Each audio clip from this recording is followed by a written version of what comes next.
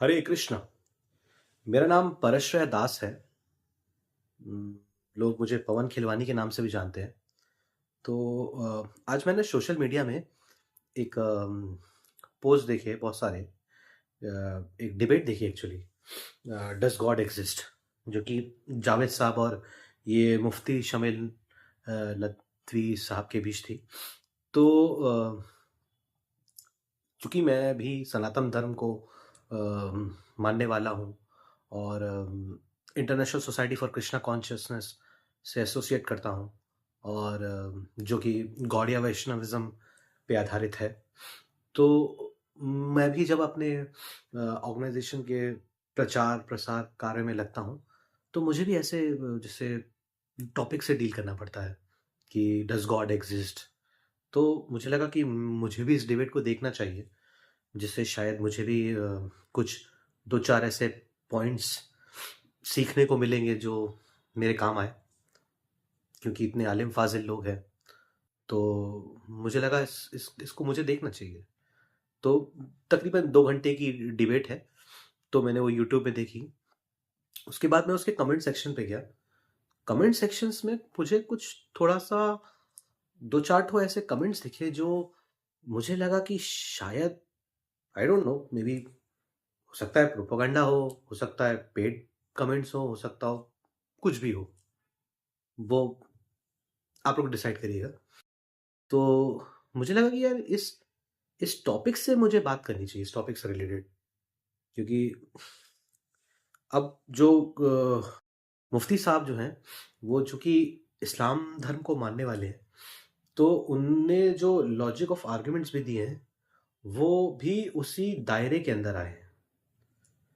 For example, जैसे मैं बताता हूँ, मुफ्ती साहब ने जब शुरू किया अपना आर्ग्यूमेंट देना, तो उन्होंने 2-4 चीज़ों को पहले ही नकार दिया कि वो साइंस का जो प्रूफ ऑफ एक्जिस्टेंस है, साइंस का जो प्रूफ है, scientific proof of empirical evidence है जो है, उसको नहीं मानेंगे। क्योंकि ये फिज़िकल है और जो गॉड जो बीइंग है वो मेटाफिज़िकल है। फिर उन्होंने बोला मैं रेवलेशंस को भी मैं नहीं कोट करूँगा, क्योंकि लॉजिकल बात है, सामने वाला बंदा एथीस्ट है तो आप कुछ अपने स्क्रिप्चर्स का कोट करोगे तो उसको एक्सेप्ट नहीं करेगा। तीसरा उन्होंने बोला कि मैं ऑब्जर्वेशन पे भी नहीं करूँगा, क्योंकि वो भी इस फिज़िकल वर्ल्ड का ही है। फिर उन्होंने बोला अब इसके बाद बचा लॉजिक और रीज़निंग, मैं उस पे बात करूँगा। मगर ये स्टेटमेंट जो है, ये सुनने में जितना अच्छा लग रहा है, ये एक्चुअली उतना ही सेल्फ डिफीटिंग है। आपके जो लॉजिक और रीज़निंग हुए, वो आधारित किस पे है? आपके ऑब्जर्वेशन पे तो आधारित है।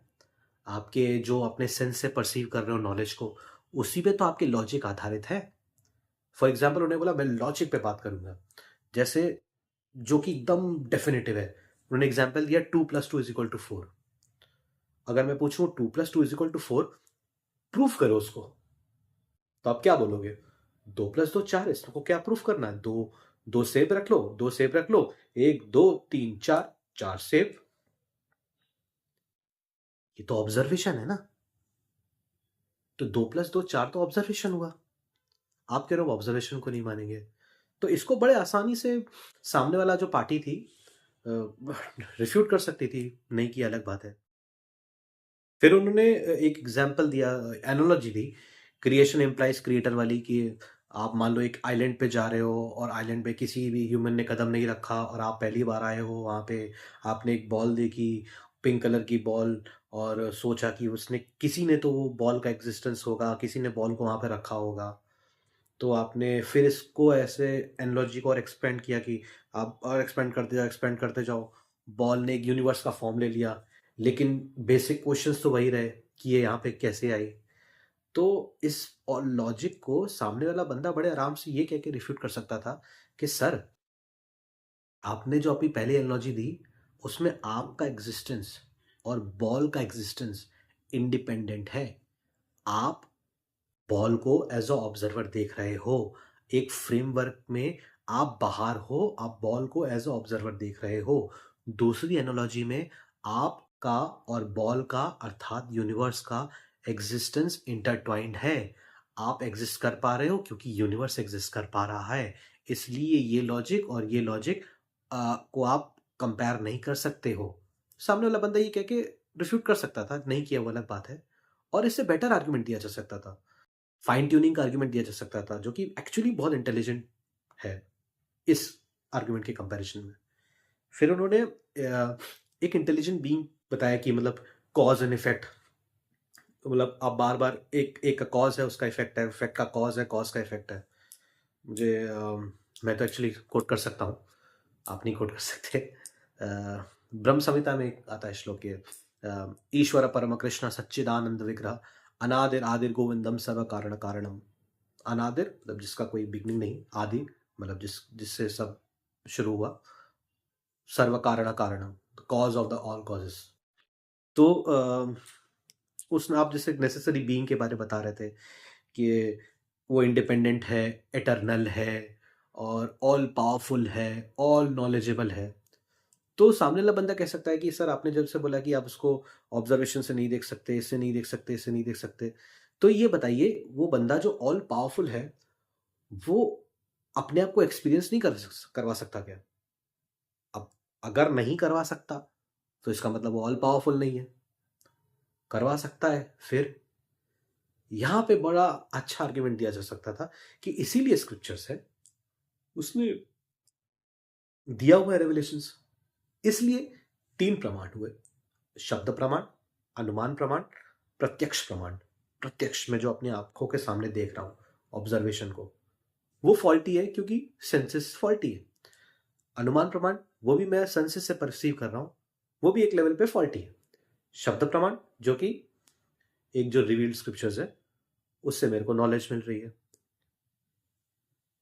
फिर उसके बाद जावेद साहब ने फेथ और बिलीफ के बारे में कह रहे थे, तो यहाँ पे वो बोलते हैं कि फेथ को मैं नहीं मानता क्योंकि रिलीजन फेथ मांगता है।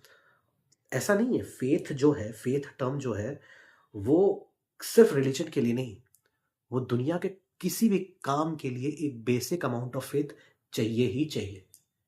मेरे को यहाँ से अगर दिल्ली जाना है, मैं दिल्ली की टिकट खरीदा हूँ, मुझे ये फेथ है कि मैं ये पर्चा वहाँ दिखाऊंगा टीटी को, तो मुझे ट्रेन में बैठने देगा और ये ट्रेन दिल्ली ले जाएगी।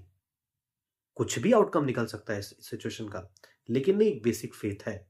अभी जावेद साहब ने जैसे बोला कि मैं मैथ्स में बहुत वीक था, वो फ्रैक्शन देखा मेरा दिमाग फट गया, लेकिन अभी मेरे को लगता है तो बच्चा जैसा काम है। अब देखो, आप जब पहली बार मैथ्स पढ़े, आपको अगर आपको नहीं समझ में आया, लेकिन एक फेथ तो रखा ना, यार मैं ये टीचर से पढ़ रहा हूँ, ये टीचर मुझे अच्छे से समझा देगा, और कोई सालों बाद आपको बहुत अच्छे से समझ में आ गया। तो बिना बेसिक फेथ के आप कोई काम कर ही नहीं सकते। ये भी सेल्फ डिफर्टिंग आर्ग्यूमेंट है। आप कह रहे हो मैं रिलीजन में फेथ नहीं एक्सेप्ट करूंगा, हर काम में एक बेसिक अमाउंट ऑफ फेथ चाहिए।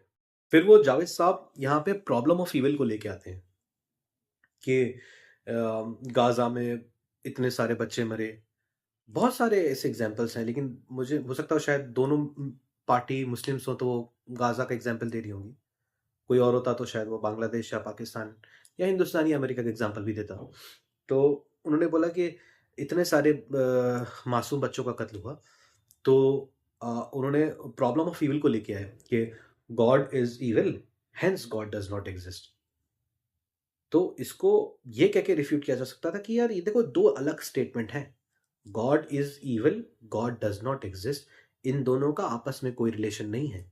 यहां डिबेट चल रही है एग्जिस्टेंस ऑफ गॉड की।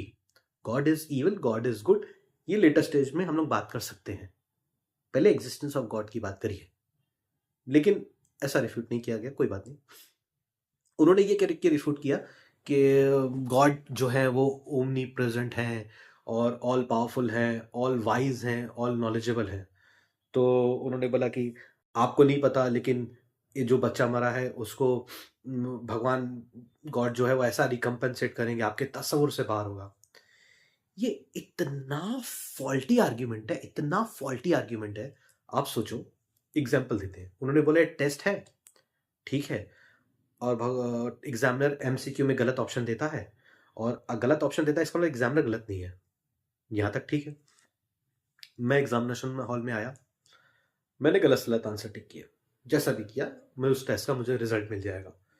मैंने क्या किया, अपने बगल वाला बंदा जिसने अभी एग्जामिनेशन हॉल में पेपर लिखना शुरू किया था, मैंने उसकी आंसर शीट उठाई, फाड़ दी और फेंक दी। वो बंदा बोला, अरे मेरी आंसर शीट फाड़ दी सर, इसने मेरी आंसर शीट फाड़ दी। एग्जामिनर बोला, अच्छा कोई बात नहीं, मैं तुमको रिकम्पनसेट करा दूंगा। ये आर्ग्यूमेंट है? ये कितना बचकाना आर्ग्यूमेंट है। मतलब इसको चलो एक और थोड़ा और एक्सप्लोर करते हैं कि यहाँ पे इविल को ही हटा दो। एक बच्चा है, गर्भ में पैदा होने, अपनी माँ के गर्भ से पैदा हुआ और अगले 10 दिन के अंदर उसकी मृत्यु हो गई, किसी भी कारणवश वो मर गया। अब मैं जो हूं एक 35 साल का आदमी हूं, मैंने अपने जीवन काल में कुछ अच्छे काम किए हैं, कुछ पायस डीड्स की हैं, कुछ इम्पायस डीड्स की हैं, जिसके आधार पे जो टेस्ट हुआ है मुझे कुछ ना कुछ उसका रिजल्ट मिलेगा, या एक इटर्नल लाइफ मिलेगी जन्नत में या जहन्नुम में, आपके कंसेप्ट के हिसाब से। उस 8 दिन या 10 दिन के बच्चे ने क्या किया होगा टेस्ट में? उसका क्या टेस्ट हुआ? मतलब वो तो टेस्ट से वंचित रह गया ना। आप कह रहे हो उसको रिकम्पनसेट करेंगे, ये लॉजिक नहीं लग रहा इसमें।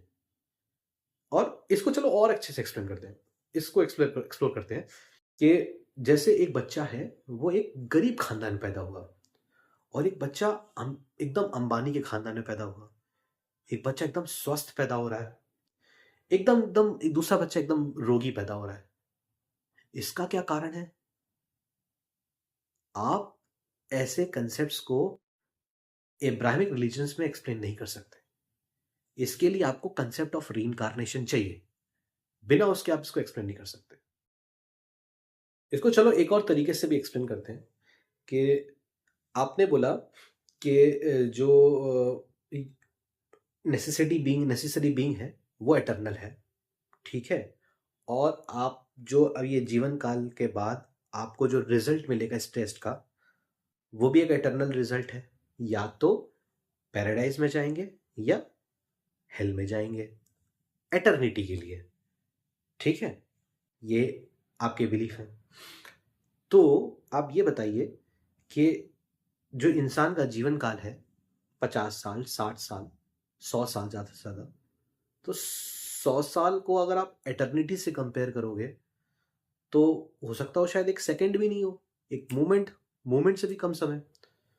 तो एक मोमेंट से भी कम समय में कंपैरिजन में आपने कुछ अच्छा किया, बुरा किया, इसलिए अब आपको एटर्निटी उसको झेलना पड़ेगा।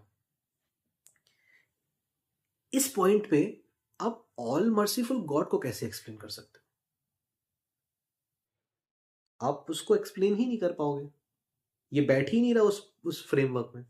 आप कह रहे हो God is all merciful and you have done some impious deed, now you will suffer for eternity, then where is all merciful? तो ये कुछ मुझे लगा कि एक वैदिक पर्सपेक्टिव से भी मुझे कुछ पॉइंट शेयर करने चाहिए थे। जो सुन सकता है वो सुन लेगा, जो नहीं सुन सकता वो नहीं सुनेगा। ठीक है, थैंक यू। हरे कृष्णा।